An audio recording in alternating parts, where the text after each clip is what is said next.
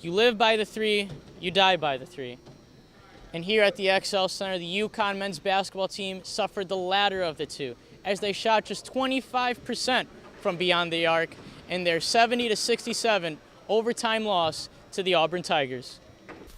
Despite the poor shooting performance, the Huskies had solid play from their big men, winning the battle on the boards as they out-rebounded Auburn in the first half, 29-22.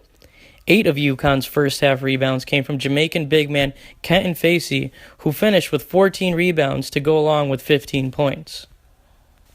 The Huskies led the Tigers by 7 at one point in the half, but Auburn was able to cut into UConn's lead as only 1 point separated the two teams at halftime.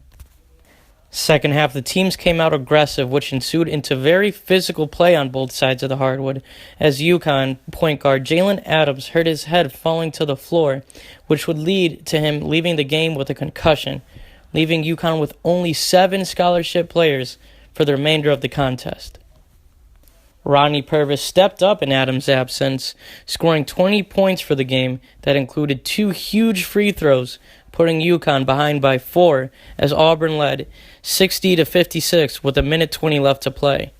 Huge buckets from UConn big men Amita Brima and Kenton Facey tied it up at 60 with seconds remaining, bringing this one to overtime.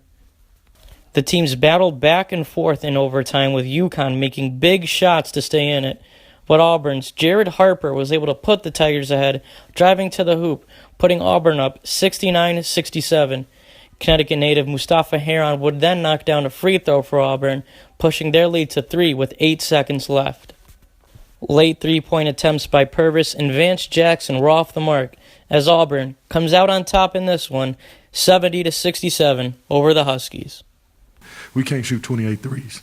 Can't shoot 28 threes. Our defense was good enough. Everything else is good enough, but we can't shoot 28 threes. We don't have the shooters. We don't have the players to do that.